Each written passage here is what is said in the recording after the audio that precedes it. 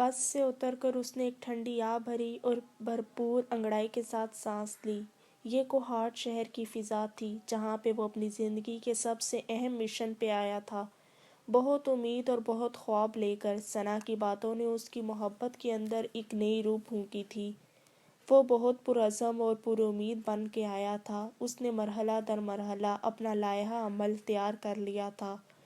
اب اسے اس پہ عمل کرنا تھا۔ ایک پرائیویٹ ریسٹ ہاؤس میں رہائش کے لیے اسے کمرہ مل گیا۔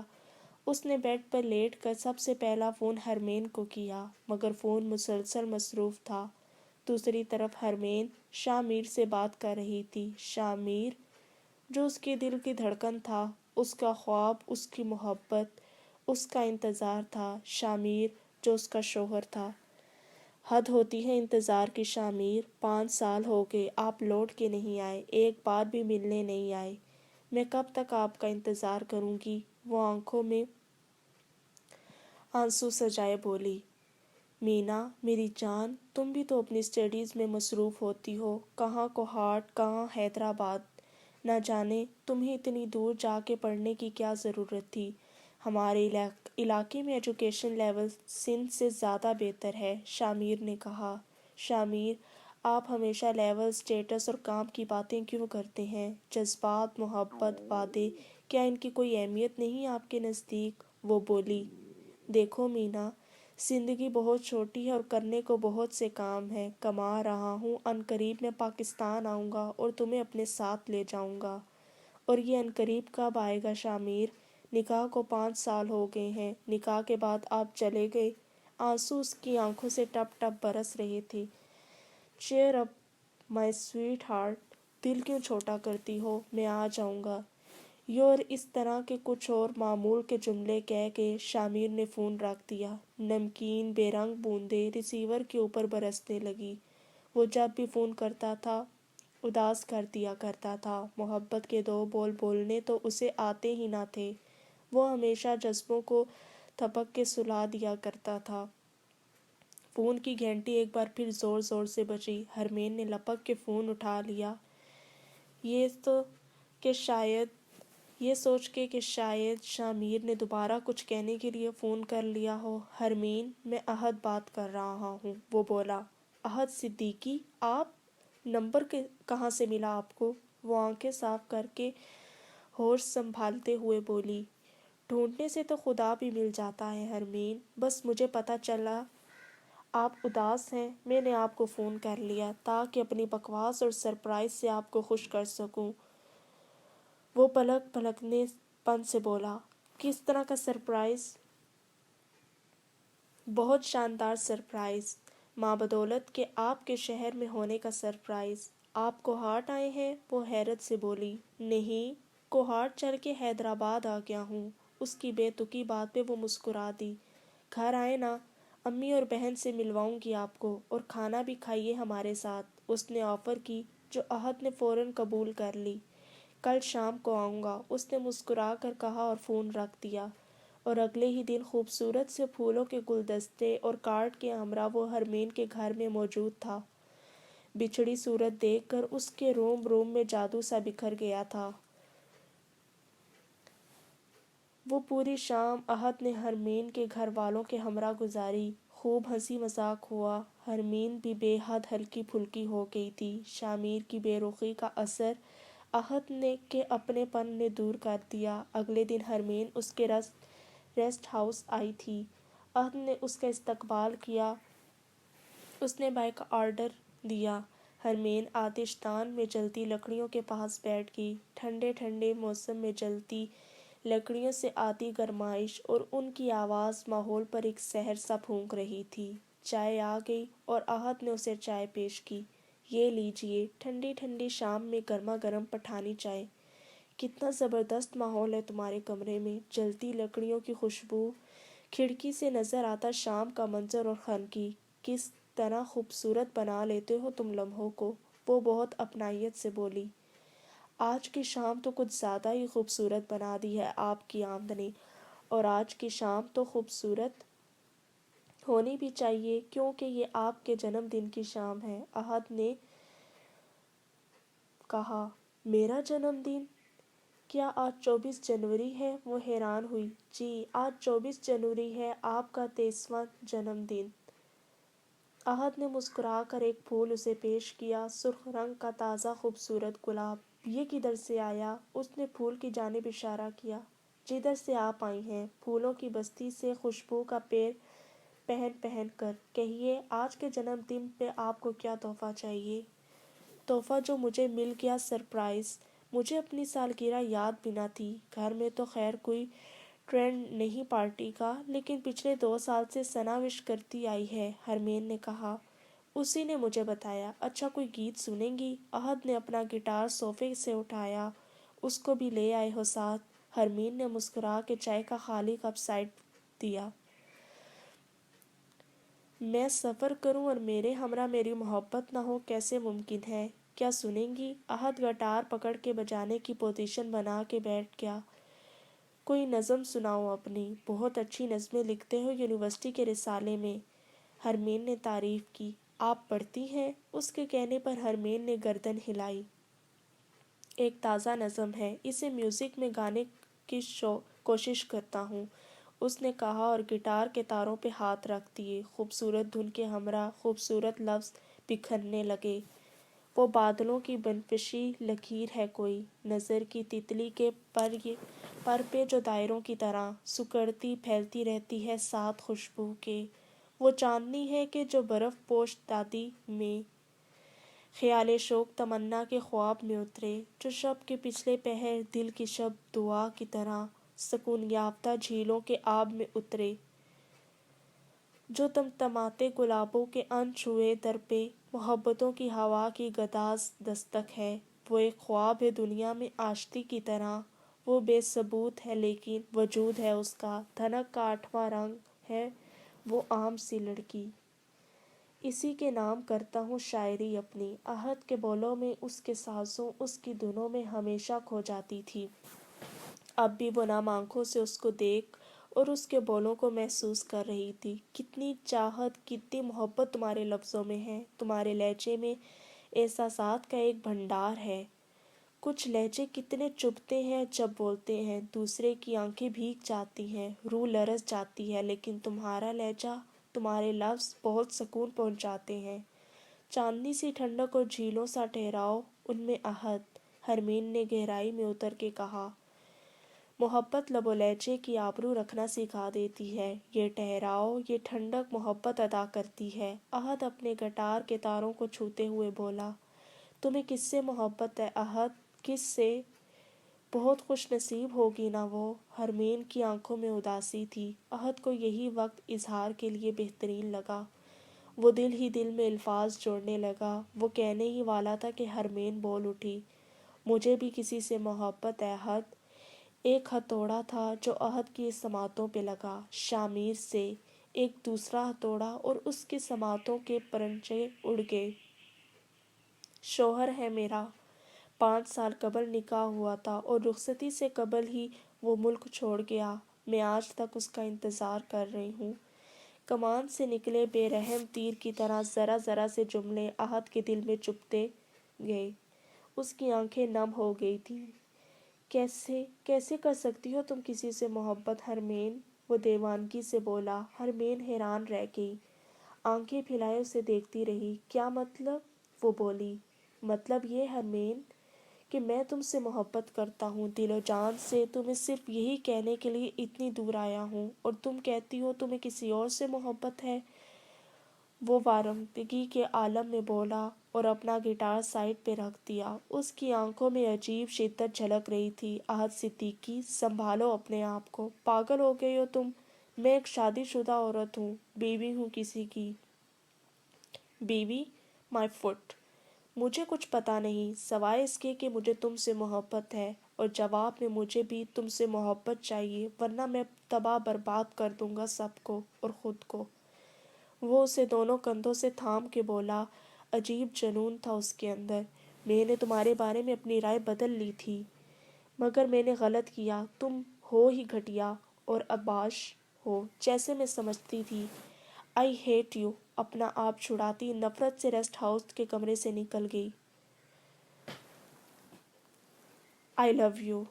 اینڈ آئی دل لو یو فار ایور. وہ گھٹنوں کے بل زمین پہ بیٹھ گیا اور زوروں قطار آنسو بہانے لگا. اکیلی تنہا ویران محبت آنسو بہا رہی تھی، اپنی نارسائی پہ رو رہی تھی. 2 سال 3 ماہ میں مسلسل تمہیں اشارتاً سمجھاتا رہا حرمین خان کہ مجھے تم سے محبت ہے. تمہاری آنکھیں، تمہاری ہنسی کی آواز میرا چین چرا گئی ہیں، میری نیندیں حرام ہیں. تمہیں شاید یقین نہیں آئے گا. یقین کرنا ہے تو یونیورسٹی کے سفید گلابوں والی سے پوچھو جس پہ میرے بے قرار قدموں کے نشان ہیں. اپنے ہاسٹل کی کھڑکی سے پوچھو کہ چاند کے علاوہ اور کون رات رات بھر انہیں تکتا رہتا ہے. جامشو ٹھنڈی اور ویران راتوں سے پوچھو کہ احد صدیقی کس کی یاد میں آنسو بہاتا ہے. وہ بے قرار آواز حرمین کے موبائل میں گونج رہی تھی اور وہ خاموشی سے اپنے ہونٹ بھینچ رہی تھی. لفظوں کا جوڑ توڑ کرنا تمہیں خوب آتا ہے احد صدیقی. آخر کو ہماری یونیورسٹی کے ٹاپ کے شاعر ہو. وہ طنزیہ بولی. یہ الفاظ وہ نہیں ہیں حرمین جو میں کسی مشاعرے کو جیتنے کی خاطر سناتا ہوں. میرے کاغذ پہ بکھرنے والے الفاظ نہیں ہیں، یہ میرے دل کی آواز ہیں، میری محبت اور اس محبت کا ایکسٹریم ہے. وہ روحانسی انداز میں بولا. تم جیسے لڑکوں کی محبت کے ایکسٹریم ہر لڑکی کے لیے ہوتے ہیں. کیا میں نے تمہیں کبھی نہیں دیکھا فاطمہ شاہ کے ساتھ، ایمن عباس کے ساتھ اور زرش آفریدی کے ساتھ؟ میری آنکھیں گواہ ہیں احد، میں کسی اور سے گواہی کیا مانگوں؟ وہ چیخی. تم نے دیکھا ہوگا، میں مانتا ہوں تم نے دیکھا ہوگا، لیکن مجھے ان میں کسی میں کوئی دلچسپی نہیں. میرے دل کا نیوکلس تو صرف اور صرف تمہارے گرد ہی چکر کھاتا ہے. مجھے صرف اور صرف تم سے محبت ہے. احد کی آنکھوں سے ایک گرم قطرہ گرا اور اس کے ٹھنڈے گال کو بھگو گیا. مجھے یقین نہیں، وہ قطعی لا تعلقی سے بولا. تمہیں کیسے یقین دلاؤں؟ عجیب بے بسی تھی اس کے اندر. مجھے اس یقین کی کوئی ضرورت نہیں. 2 ماہ بعد میرا شوہر واپس آئے گا اور میں اپنی زندگی کی نئی شروعات کروں گی. فائنل ٹرم کے بعد حیدرآباد سے میرا ناطہ ختم. وہ آرام سے بولی. نہیں ختم ہو سکتا تمہارا ناطہ حیدرآباد سے، کبھی ختم نہیں ہو سکتا. تمہاری تو روح راتوں کو بھٹکے گی میرے شہر کی گلیوں میں. میرے دل کی شدت تمہیں سکون سے سونے نہیں دے گی حرمین. وہ جنون کی انتہا کو چھو رہا تھا. نفرت ہے مجھے تم سے. I hate you. نفرت کی وہی گردان پھر سے شروع ہو گئی اور فون بند ہو گیا. احد نے اس کی نفرت کو بھی اپنے دل میں محبت بنا کے اتار لیا. اگلے دن احد واپس حیدرآباد آ گیا، لیکن ایک خط اس دشمن جاں کو پوسٹ کر آیا. خط کی تحریر حرمین کے سامنے تھی. بہت قابل احترام اور اچھی حرمین، آج میں واپسی کا سفر اختیار کر رہا ہوں. نہ جانے کیوں، واپسی کا سفر ہمیشہ دشوار ہوتا ہے ہر کسی کے لیے. واپسی کے سفر میں دل بہت بوجھل، آنکھیں بہت نم اور روح بہت تھکی سی ہوتی ہے. سو میں بھی اسی طرح کے محسوسات میں گھرا ہوا ہوں. میرا بھی دل بہت بوجھل ہے، آنکھیں نم ہیں اور روح بہت تھکی ہوئی. میری روح کے لیے یہی کچوکا بہت ہے کہ اسے اس کی چاہت نہیں مل سکی. میں بہت امیدیں لے کر تمہارے شہر آیا تھا حرمین. خوابوں کی کتنی ہی ننھی ننھی کونپلوں کو اپنے جذبات کی بارش سے سبز کیا تھا. اپنے دل میں خوشبوؤں کا اس قدر سبزہ دیکھ کر میں بہت سرشار ہوتا جاتا تھا. محبت نے مجھے بہت سرشاری عطا کی تھی. پچھلے 2 سال میرے اسی سرشاری میں گزرے. میں ہر آنچ سنوارتا تھا، ہر گام گنگناتا تھا. میں ہر روز تمہارے نام ایک خط لکھتا تھا اور روز پھاڑ دیتا تھا. ان خطوط میں میرے جذبات کی آگہی، میری محبت کی روشنی ہوتی تھی، مگر میں کبھی ہمت نہ کر پایا ان میں سے کہ ایک بھی خط تمہیں تھمانے کی. وجہ یہی تھی کہ میں ڈرتا تھا کہ محبت پانے کی چاہ میں تمہاری دوستی سے بھی دستبردار نہ ہو جاؤں. تاج محل پانے کی چاہ میں اپنے چھوٹے سے ریت گروندے کو کھونا نہیں چاہتا تھا. گزرتے وقت نے مجھ میں یہ امیدیں جگائی کہ تم خود ہی میرے احساسات کو سمجھ لو گی، میرے جذبات کی لو تک تم خود ہی پہنچ جاؤ گی. اور پھر کیسے ہو سکتا تھا کہ اس قدر گہری تڑپتی محبت محبوب کے دل پہ دستک نہ دے سکے. لیکن شاید محبت کی تاریخ میں ایسی پہلی بار ہوا ہو کہ میری محبت تمہارے دل کے بند کواڑوں کو کھٹکھٹا ہی نہ سکی۔ میرے جذبے میرے ہی دل کی دیواروں سے ٹکرا کے پاش پاش ہوتے رہے۔ میری چھٹیوں میں لکھے میرے تمام الفاظ اور سرنامے خزاں کے پتوں کی طرح ہوا کے دوش پہ اڑتے اڑتے تمہارے شہر تک آتے اور دوبارہ عذاب دربدری سے گزر کے میرے ہی دروازے پہ تھک کر ٹوٹ کے گر جاتے۔ تم تب جذبات کی ایک بھی چٹھی نہ پہنچ سکی۔ 2 سال کی اس جنگ کے بعد میں نے ہمت کی کہ فقط ایک بار تمہیں بتا سکوں کہ میری نظموں، میرے لفظوں، میرے سازوں اور گیتوں میں جس کا چہرہ، جس کا تخیل بستا ہے وہ تم ہو، صرف تم۔ نہ پہلے کوئی تھی اور نہ پھر کبھی کوئی ہو سکتی ہے۔ میں نے وہ راز تم تک پہنچا دیا، لیکن اس قبل تمہارے ہونٹوں سے نکلے فقط ایک جملے نے میری دنیا ہی تہس نہس کر دی، میری سماعتوں کے پرخچے اڑا دیے۔ لیکن محبت انتقام نہیں ہوتی، محبت بدلہ، محبت نفرت نہیں ہوتی، محبت چھینتی نہیں۔ میں تم سے محبت کی بھیک نہیں مانگوں گا۔ میری محبت کی آنکھیں بھیگی ہوئی ہوں گی، اس کی روح بوجھل اور تھکی ہوئی ہوگی، لیکن اس کا سر ہمیشہ ہمیشہ اٹھا رہے گا۔ مجھے میری آخری محبت مبارک اور تمہیں تمہاری خوشیاں۔ محبت نے ہم دونوں کو کچھ نہ کچھ دیا ہے، تمہیں کامرانی اور بامرادی اور مجھے تنہائی اور نارسائی۔ ہم میں سے کوئی ناکام نہیں۔ آخری خط کے اختتام میں فقط یہی لکھنا چاہتا ہوں کہ تم میری پہلی خواہش اور تم میری آخری محبت ہو۔ اب یہ روح کسی کی تابع نہیں ہو سکتی، اب یہ دل کسی کا نہیں ہو سکے گا۔ فقط احد صدیقی۔ خط کے اختتام پر حرمین کا دل کچھ بوجھل اور کچھ خاموش تھا۔ اس کے الفاظ میں ایک سچائی تھی جو اپنا آپ منوا رہی تھی، مگر حرمین خود اس سچائی کا سامنا کرنے سے کترا رہی تھی۔ لفظوں کے جال بننا تمہیں خوب اچھی طرح آتے ہیں احد صدیقی۔ اس نے خط کو توڑ موڑ کر کے زمین پہ پھینک دیا۔ جذبات میں بھیگا وہ بیچارہ کاغذ تڑپ اٹھا تھا۔ حیدرآباد واپس آنے کے بعد بھی حرمین ذہنی طور پر بہت پریشان تھی۔ اب اس کا دل پڑھائی اور باقی ایکٹیویٹیز میں بمشکل لگتا تھا، اور اس کی عدم دلچسپی کی وجہ تھا شامیر، صرف اور صرف شامیر۔ احد والے واقعے کے بعد وہ اشاروں کنائیوں میں شامیر کو بتانے کی کوشش کر رہی تھی کہ وہ یہاں تنہا محفوظ نہیں سمجھتی خود کو، کسی چیز میں اسے اس تحفظ کا احساس نہیں ہوتا، وہ بہت تنہا محسوس کرتی ہے۔ لیکن باوجود اس کے ہزاروں صفائیوں میں اظہار تنہائی کے، شامیر اسے ٹالتا رہا، یہ کہہ کہ اس کے لیے پڑھائی اور ڈگری زیادہ ضروری ہونے والی ہے۔ وہ جذبات کی روح میں بہک کے جلد بازی میں کوئی فیصلہ نہ لے۔ شامیر کی اس باتوں نے اس کے دل کو بہت بوجھل کر دیا۔ آخری سیمسٹر تھا، سبھی طلباء اور استاد ایگزام سے متعلق زیادہ سنجیدہ ہو گئے۔ احد اور حرمین کا جو تھوڑا سا بھی تعلق تھا وہ ٹوٹ گیا۔ احد نے بھی اسے دوبارہ کبھی تنگ نہیں کیا۔ احد اس کے سامنے فارمل اور لیا دیا رہتا تھا۔ پھر اسی سیمسٹر کے دوران یونیورسٹی میں سالانہ پروگرام ترتیب دیا گیا، گویا سالانہ مشاعرہ، آل پاکستان مشاعرہ تھا، جہاں پورے ملک سے ہر یونیورسٹیز اپنے اپنے طالب علم بھیج رہی تھیں۔ حرمین ہاسٹل کے کمرے میں بیٹھی پڑھائی کی کسی کتاب میں دلچسپی لینے کی کوشش کر رہی تھی، جب ثنا نے وہ کارڈ اس کی کتاب کے اوپر رکھا اور پھر کچھ کہے بغیر ساتھ رکھے بیڈ پر ڈھہ گئی۔ کیا ہے یہ؟ حرمین نے الٹ پلٹ کے دیکھا۔ دعوت نامہ ہے، مختصر سا جواب آیا۔ کس چیز کا دعوت نامہ؟ زرش اور احد کی شادی کا۔ ثنا کی بات نے ایک ہتھوڑا برسایا حرمین کے دماغ پہ۔ کیا؟ کیوں نہیں ہو سکتی ان کی شادی؟ ثنا نے طنز سے پوچھا۔ ہو سکتی ہے، لیکن میری حیرت کا مطلب یہ ہے کہ اس طرح اچانک۔ کیا ان کا کوئی افیئر تھا؟ حرمین نے اپنے تاثر کو نارمل رکھنے کی کوشش کی۔ ثنا نے ایک ٹھنڈی سانس باہر نکالی۔ فی الحال تو یہ کارڈ یونیورسٹی کے مشاعرے کا ہے جو پرسوں ہو رہا ہے، لیکن یہ ابھی زرش سے سن کے آئی ہوں کہ اس نے احد کو پرپوز کیا ہے اور احد نے حامی بھر لی ہے، اور مجھے غصہ اس بات پر آ رہا ہے کہ احد نے مجھے کیوں نہیں بتایا۔ ثنا نے کہا۔ تمہیں کیوں بتاتا وہ؟ تمہارا اس کا کیا رشتہ ہے؟ حرمین نے پوچھا۔ اس کے اور میرے بیچ تو پہلے تو کوئی رشتہ نہیں تھا، لیکن اب ہے۔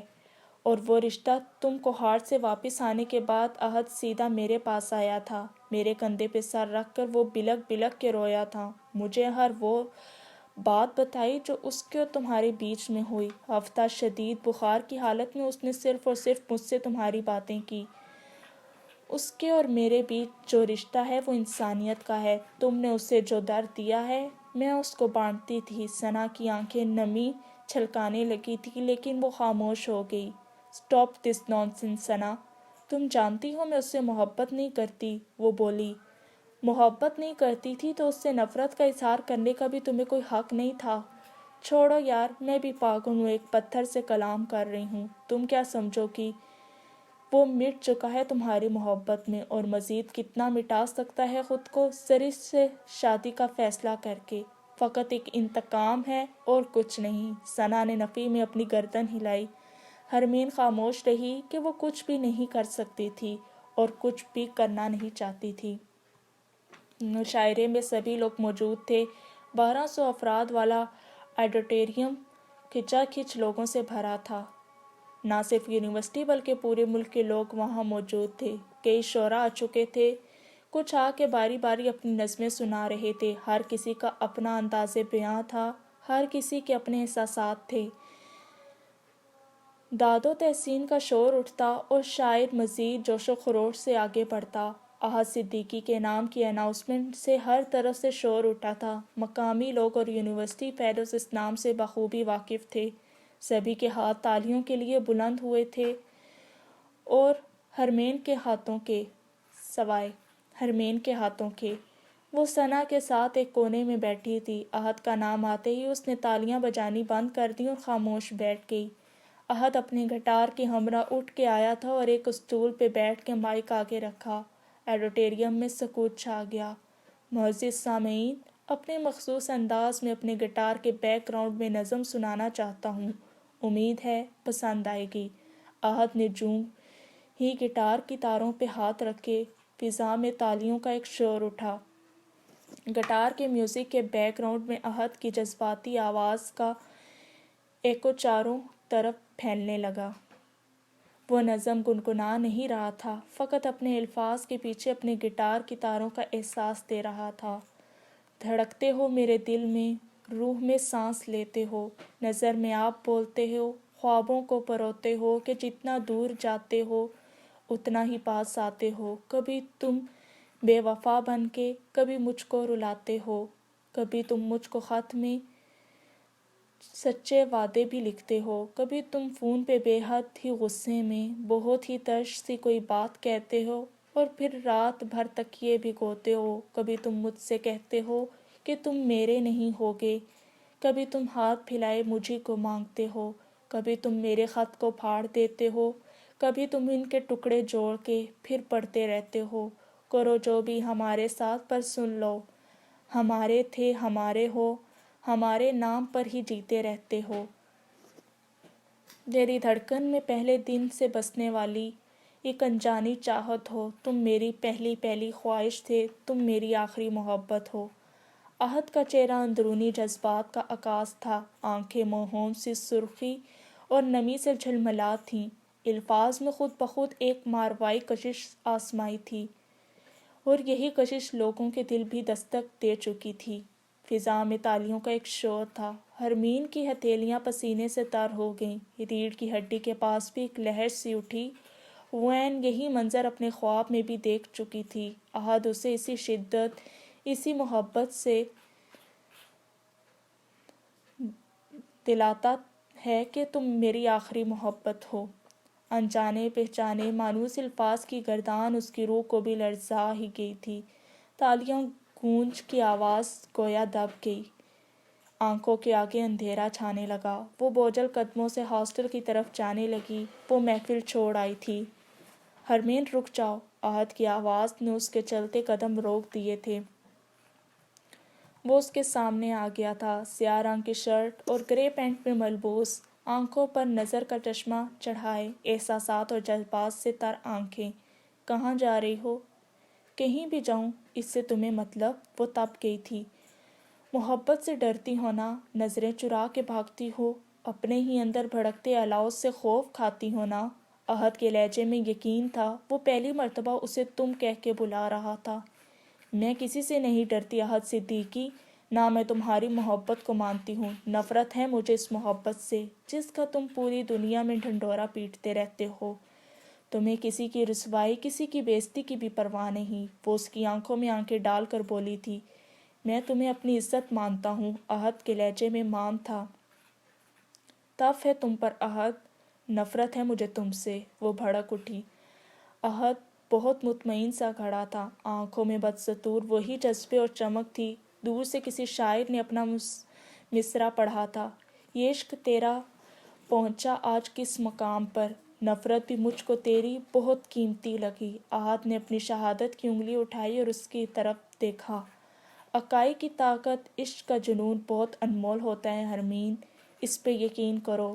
شاید زندگی کے کسی موڑ پر تمہیں یہ احساس ہو جائے کہ مجھے تم سے کتنی محبت ہے، مجھے اس محبت کی صداقت پر کتنا مان ہے، میں اپنی طرف سے کتنا سچا ہوں۔ ایک بار ہی صحیح حرمین، تمہیں اس کا یقین ضرور آئے گا۔ عقائد کی طاقت کبھی ہار نہیں سکتی، اور جس دن تمہیں اس کا یقین آ گیا حرمین، اس دن میری محبت کی جیت ہوگی، فتح ہوگی میری وفا کی۔ نمی اس کی آنکھوں میں گہری ہوتی گئی۔ ایسا دن کبھی نہیں آئے گا احد، ایسا دن میں کبھی آنے ہی نہیں دوں گی، وہ بہت روٹھے لہجے میں کہتی ہوئی آگے بڑھ گئی۔ آنکھ میں کتنی دیر سے اٹکی نمی بالآخر احد کی آنکھ سے پھسل گئی۔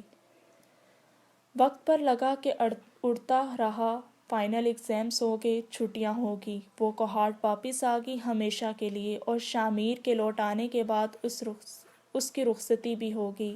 وہ اپنی زندگی سے بہت خوش رہنے لگی۔ احد صدیقی فقط ایک ٹھنڈی اور انجانی یاد بن کے فضا میں پرواز کرتا رہا۔ ہاں، اس کے خوابوں سے حرمین کا رشتہ کبھی بھی نہ ٹوٹ سکا۔ 5 برس بعد کی ایک جگمگاتی صبح تھی، نئے انٹرویور آ گئے ہیں۔ اس نے ساتھ چلتے ہوئے زیاد سے پوچھا تھا۔ جی ہاں، ٹوٹل 30 لڑکے لڑکیاں ہیں، لاؤنج میں انتظار کر رہے ہیں جب کہیں انٹرویو سٹارٹ ہو جائے گا۔ ضیاء نے کہا، اوکے، تم ان تمام کی سی ویز اندر بھجوا دو، میرا خیال ہے کسی اور ممبر کا بیٹھنا ضروری نہیں، تم جا کے ٹریننگ ڈویژن کا جائزہ لے آؤ۔ یہ 30 بندے صرف 1 گھنٹے کا جھنجھوڑ ہیں، 2 جملوں سے ہی پتہ چل جائے گا کون کسٹمر کالز لینے کے لائق ہیں کون نہیں۔ گرے کوٹ کے بٹن بند کرتا ایم اے ایس اپنے دفتر کی جانب بڑھا۔ محمد احد صدیقی یہاں شارٹ میں MES کے نام سے جانا جاتا ہے۔ یہ بین الاقوامی کال سینٹر کا جدید دفتر تھا جہاں احد HR آفیسر تھا۔ 3 سال قبل اس نے ہیڈ ریسیورز مینجمنٹ کی ڈگری لی اور یہاں اچھی پوسٹ پہ لگ گیا، اپنا ذاتی فلیٹ اور اپنی گاڑی لے لی۔ زندگی نے ایک نئی رفتار پکڑ لی۔ اپنے دفتر کے شیشے کے پارٹیشن کے پار بیٹھا وہ اس انوکھی کال سینٹر کی دنیا کو دیکھا کرتا تھا۔ قطار میں بیٹھے لڑکے اور لڑکیاں کانوں پہ ہیڈ فون چڑھائے دنیا بھر کے فون کے بیوقوف بنا رہے تھے۔ یہاں ریبیوٹیز بھی ہوتے، کراس کوئسچن ہوتے، کیسے اس کی کمزوریوں سے ٹریپ کیا جاتا، اسے مکھن لگا کر اپنی پروڈکٹ یا سروسز بیچی جاتی۔ UK، USA اور آسٹریلیا میں بیٹھے لوگ فقط فنگر ٹپس پہ بیوقوف بن جاتے، اور سب کے لیے درکار ہوتا فقط اچھا انگریزی لہجہ، ذہانت اور وقت کا بہترین استعمال۔ آج بھی انہیں ایجنٹس کے انٹرویوز کرنے تھے۔ احد کو ان کے انٹرویوز کرنے میں کوئی دلچسپی نہیں تھی، وہ فقط ایک ہی نظر میں پہچان لیتا تھا کہ کون سا لڑکا یا لڑکی اس کام کے لیے بہتر ہے، کس میں صلاحیت ہے کہ وہ کام کر لے، کون نہیں کر سکتا۔ زیادہ تر احد کی سلیکشن اچھی مانی جاتی ہے۔ احد اپنے آفس میں آ کے بیٹھا، گلاس پارٹیشن کی دوسری جانب کچھ کنفیوز، کچھ ریلیکس لڑکے لڑکیوں کو دیکھا، کچھ انتہائی مارڈ اسکارٹ اور کچھ سادہ سے چہرے تھے، کچھ ڈری سہمی مسکراہٹیں اور کچھ ایسے ڈھیٹ تاثرات جن کی شکل دیکھ کے لگتا تھا کہ وہ کئی انٹرویوز دے چکے ہیں، اور انہی پر نظر ڈالتے ڈالتے احد کی آنکھیں ٹھہر گئیں، سانس تھم سی گئی۔ سینے کے کونے میں دھڑکن تیزی سے دوڑنے لگی۔ سفید دوپٹہ، شلوار اور فیروزی قمیض میں وہ حرمین خان تھی، اور وہ کیسے نہ پہچانتا اس چہرے کو۔ وہ کھلتے پھولوں سے جگمگاتی رنگت، وہ شراب انڈیلتی آنکھیں، وہ گود میں رکھی فائل پہ اپنے ہاتھ رکھ کے غیر مرئی نقطے پر آنکھیں ٹکائے ہمیشہ کی طرح خاموش بیٹھی تھی۔ وہ دور سے ہی بہت دبلی، بہت بیمار لگ رہی تھی۔ احد نے کھڑے ہو کے اس کی جانب دیکھا، اور لوگ تو متوجہ ہوئے مگر اس نے نہیں دیکھا۔ احد نے انٹرکام اٹھایا اور دفتر کے باہر بیٹھی ریسیپشنسٹ سے بولا، مس، لیفٹ رو میں بیٹھی تیسری لڑکی کی سی وی پہلے اندر بھجوا دیں، پہلے ان کا انٹرویو ہوگا۔ لیفٹ رو؟ سر، لیکن اس کے ساتھ ایک پرابلم ہے، کرسچن سگرٹ نے ہرمین کی طرف دیکھ کر کہا۔ پرابلم؟ احد کا دل دھڑکا۔ انہوں نے اپنا سی وی بھی مجھے دے دیا ہے، وہ کام میں انٹرسٹڈ بھی ہیں۔ But sir, she is blind, cigarette نے کہا۔ احد کی حیرت سے آنکھیں پھٹ گئیں۔ واٹ؟ وہ بولا، آئی تھنک سر وہ جاب کے لائق نہیں ہے، کیا میں اسے ریفیوز کر دوں؟ سگرٹ زیادہ جلدی میں تھی۔ مس سگرٹ، میں نے ایسا نہیں کہا، جسٹ سینڈ ہر ان۔ وہ سختی سے بول کے اس کی جانب دیکھنے لگا۔ دوسرے ہی لمحے وہ سایہ بر گل، وہ جہان آب و گل سے ماور لڑکی، وہ چاند نگر کی اتری پری اس کے سامنے تھی۔ وائٹ کین کی مدد سے چلتی وہ اندر آئی اور کرسی کو ہاتھ سے ٹٹولتے اس کے سامنے براجمان ہو گئی۔